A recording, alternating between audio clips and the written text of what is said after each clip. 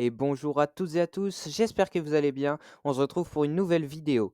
Et aujourd'hui, ça sera une nouvelle vidéo avant match. Donc comme, pas la semaine dernière, mais pour la dernière journée de Ligue 1, la J12, j'avais commencé ce format, une des vidéos avant match, pronostic de quelques matchs que j'ai choisis, dont celui de Nantes. Donc cette semaine, ça sera Nantes-Lorient, Nice-Marseille, gros choc du Sud, et Lens-Strasbourg, qui est un match très, très intéressant.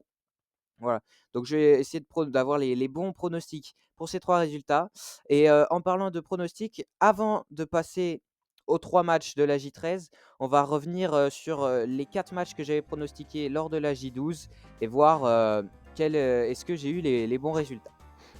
Donc voilà, ça sera, sur cet écran que vous verrez à chaque fois, le récapitulatif, de mes pronostics. Donc j'avais fait 4 pronostics à la J12. Là pour la J13, je vais faire, seulement 3 pronostics. Donc comme vous voyez, c'est écrit en haut, j'ai commencé à partir de la J12. Voilà, un petit rappel. Je le rappellerai que dans cette vidéo. Dans les autres, il faudra lire, voilà. J'espère que c'est pas trop, vous en demander. Donc la dernière fois, j'avais commencé par pronostiquer le match Le Havre-Nantes où j'avais, pronostiqué 1-1, score parfait. Franchement, première fois que je pronostique, premier score parfait, magnifique. Il y a eu 1-1, dans la vraie vie. Deuxième match que j'avais pronostiqué, Monaco-Lens. J'avais pronostiqué une victoire 3-2 des Lensois et ça a été une victoire écrasante, 4-1 de nos amis lensois. Donc c'est une bonne issue, c'est ça que j'appelle une bonne issue, c'est quand c'est pas le score parfait, mais par exemple j'ai dit que Lens a gagné, j'ai pas eu le bon score, mais Lens a vraiment gagné, ça s'appelle une bonne issue. Ensuite j'avais pronostiqué Strasbourg-Lille, j'avais dit une victoire 2-1 de Strasbourg, et Strasbourg a gagné 2-0, donc encore une fois bonne issue. Et malheureusement le dernier match je m'étais raté, Lyon-PSG, très gros match, j'avais pronostiqué un 2-2, et j'étais vraiment pas loin du tout du bon résultat, sauf que Joao Neves à la 90e plus 5 a décidé autrement. J'étais à ça du score parfait, mais le PSG dans le temps additionnel a gagné 3-2. Voilà, c'est tout pour ce qui est du récap de la dernière journée. On va passer maintenant à mes pronostics pour cette journée. Et le premier match que je vais vous présenter, c'est le match du Sud, Nice contre Marseille. Et pour les 3 matchs, je vais faire une mini-analyse, vraiment, ça sera très court, de la dynamique en cours là, de l'équipe probable et des meilleurs joueurs depuis le début de saison. Vraiment, ça sera très très court. Et après, on passera au pronostic. Donc pour le match Nice-Marseille, c'est Nice qui accueille à la Lands Riviera. On voit Nice 9e contre Marseille 2e. Ils sont sur une série plus ou moins équivalente. Voilà, Marseille un tout petit peu mieux, mais c'est plutôt équivalent sur les 5 derniers matchs. Par contre, Nice a perdu leurs 2 derniers matchs en Ligue 1. Donc à voir s'ils vont enchaîner sur une 3e défaite d'affilée en Ligue 1. Ça serait quand même, en plus en Europa League, c'est... Bon, on va pas trop parler ça ici, on est pour parler de Ligue 1, mais voilà. Marseille 25 points, Nice 17. Il y a un net favori, clairement, dans ce match. Pour ce qui est de l'équipe probable, selon SofaScore, normalement pas trop de surprises. Voilà, côté Marseille, on voit. Côté Nice, Sofiane Diop contre Mason Greenwood. Tout le monde nous promet un duel de dingue. Moi, je suis pas forcément plus hypé que ça sur ce duel, mais en espérant que ça sera un beau match à regarder. Au niveau de la liste des absents, on voit pour Nice Tanguy Ndombele. Bon, je sais même pas si j'aurais dû en parler tellement ça fait longtemps qu'il est absent, lui. Bombito, ouais, en défense centrale, Bombito absent, Abdelmonem absent, Ndaye Chiminier, Dante. J'espère que tous ces gars-là ne seront pas absents puisque c'est des défenseurs. Tous, là, les 4, c'est des défenseurs, hein, il me semble. Ndombele, c'est un milieu, mais ça en fait des absents. Et pour Marseille, beaucoup d'absents aussi. Gouiri, ça fait un bout de temps. Medina, Nadir qui est incertain. Balerdi, Aguerd, enfin, beaucoup de monde. Normalement, il devrait y avoir quelques retours d'ici vendredi soir, je crois, le match, ou samedi, mais il devrait y avoir quelques retours. Et pour ce qui est des meilleurs joueurs depuis le début de saison, on voit que pour les deux, finalement, c'est le gardien Yevan Diouf pour Nice et Rouli pour Marseille. Ce qui montre que les gardiens sont très performants de 1 et de 2 que les défenses sont pas forcément super bonnes, hein. Puisqu'on le voit d'ailleurs qu'il y a un défenseur de chacun. Aguerd, qui est le meilleur défenseur de l'OM, ça c'est clair. Et Antoine Mendy pour Nice, voilà, qui a une bonne note aussi. Il n'y a qu'un défenseur et il y a les gardiens tout en haut. C'est-à-dire que la défense laisse passer beaucoup d'occasions et qui laisse le gardien briller. Après, Jonathan Klaus, l'ancien Marseillais, ça va être intéressant à voir aussi. Est-ce qu'il va être bon face à son ancien club? Hâte de voir ça. Au niveau des dernières confrontations entre ces deux clubs, on peut voir que là, le dernier match qui était en 2025, Nice avait gagné. Celui d'avant, c'était Marseille. Celui d'avant, c'était un match nul. Et celui d'avant, c'était Nice. Donc, c'est plutôt équilibré. Et ce qu'on peut remarquer aussi, c'est que sur les 4 derniers matchs, 3 matchs se sont finis par un carton rouge pour Marseille. Hein, à chaque fois pour Marseille. Est-ce que ça va être respecté? Peut-être. Peut-être que Marseille va se prendre un rouge, ce serait la malédiction en quelque sorte. On passe au deuxième match de cette journée que je vais pronostiquer. Lens-Strasbourg. Donc Lens-Strasbourg, deux équipes très en forme. C'est très très intéressant ce qu'ils proposent cette année. Lens 3e, 25 points contre Strasbourg 4e, 22 points. Seulement 3 points qui les séparent. Si Strasbourg gagne, ils reviennent à égalité avec leurs adversaires. Et si Lens gagne, ils les mettent vraiment à 6 points. Et voilà. Un match à 6 points finalement, c'est comme ça qu'on l'appelle.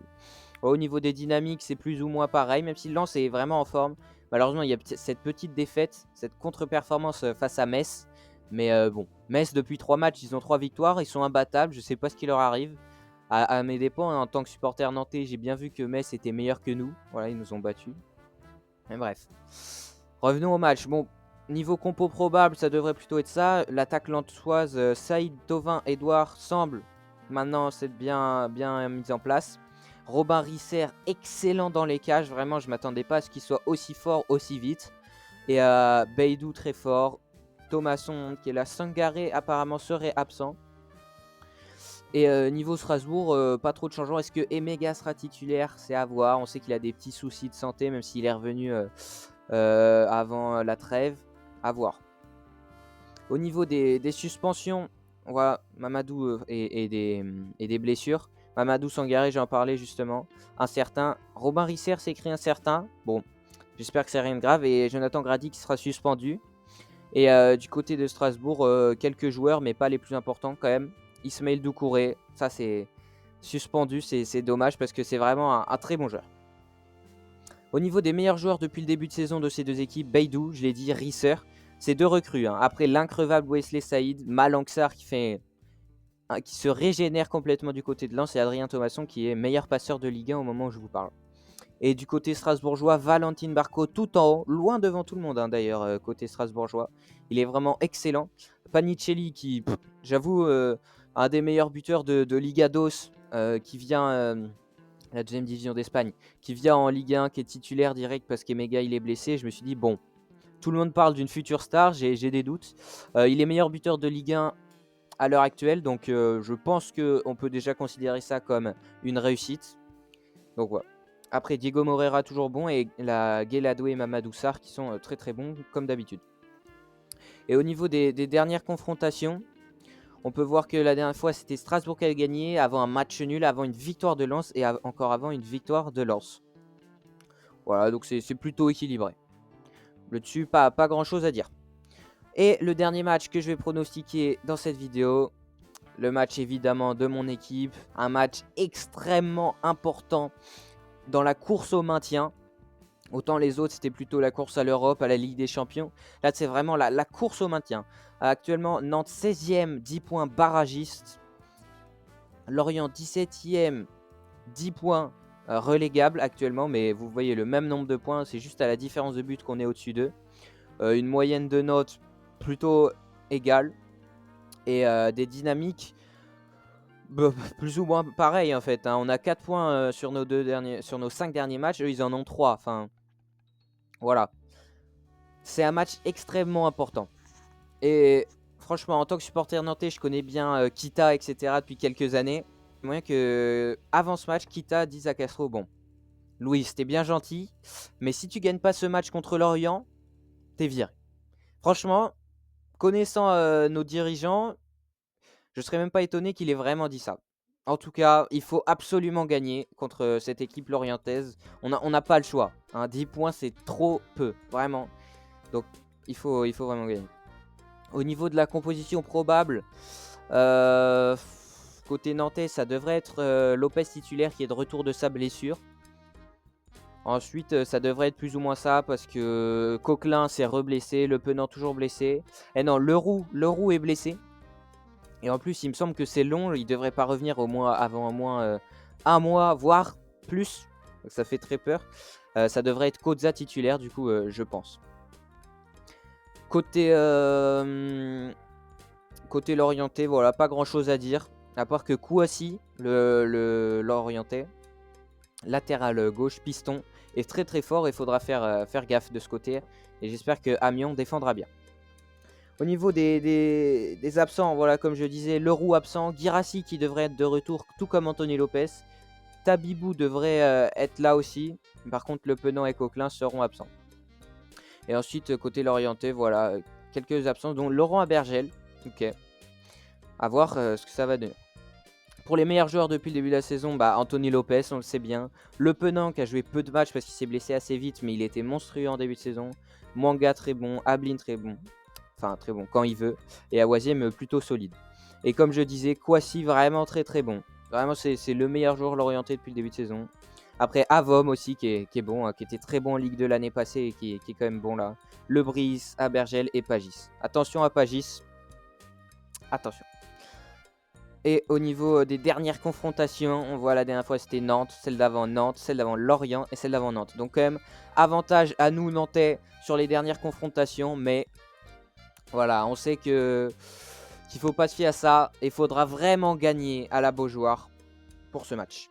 Maintenant que cette partie un peu statistique est faite, on va passer aux pronostics que j'ai fait pour ce match. C'est parti. Et donc, mes pronostics pour ces 3 matchs de la J13 que je rappelle, Nice, Marseille, Lens, Strasbourg et Nantes-Lorient. Mes pronostics pour ces 3 matchs, les voici. Voilà, alors plutôt des gros scores, je vous l'accorde. Je vois une défaite de Nice à l'Allianz Riviera 2-3, donc une victoire 3-2 des Marseillais en terre niçoise. Je pense que les Marseillais ont une meilleure équipe et puis Nice, en fait, vu ce qu'ils font en Europe, ils ne méritent pas de se requalifier pour l'Europe. Donc juste pour ça, allez hop, victoire de Marseille. Et même, je pense qu'intrinsèquement, les Marseillais sont meilleurs. Lens-Strasbourg, je pense que ça va un match. Ça peut être un match avec beaucoup de buts comme un match avec très peu de buts. Là, j'ai fait un peu le juste milieu 2-1 parce que c'est 2 très bonnes équipes. Je pense que ça va être un match très intéressant et je veux une victoire des Lensois 2-1 parce qu'ils sont vraiment sur une très bonne dynamique. Les Strasbourgeois aussi, mais je sais pas.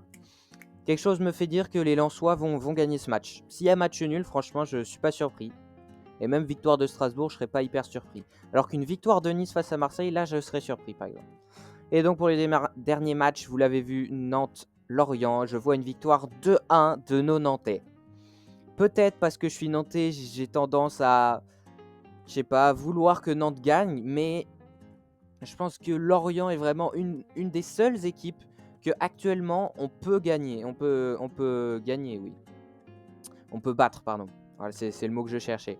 Une des seules équipes qu'on peut battre. Donc je vois un score de 2-1 parce que vu notre défense qui était notre point fort sur le début de saison, mais qui l'est beaucoup moins depuis quelques mois, enfin quelques semaines, je pense qu'un clean sheet va être très compliqué à garder. Donc on va prendre au moins un but. Et je nous vois capable de mettre un but de plus que l'adversaire. Et donc une victoire 2-1 à la Beaujoire face à Lorient. C'est un souhait, mais surtout mon pronostic. Donc voilà, mes 3 pronostics pour la J13 de Ligue 1. J'espère que cette vidéo vous a plu. Si c'est le cas, n'hésitez pas à liker, c'est hyper important, vraiment, pensez à le faire. Ça prend une seconde. À vous abonner, pareil. Je sais, c'est un peu relou, on le répète souvent, mais c'est ça qui fait le développement de la chaîne. Donc likez, abonnez, commentez, faites ce que vous voulez. Sauf disliker, ça c'est pas cool. Et moi je vous dis ciao tout le monde.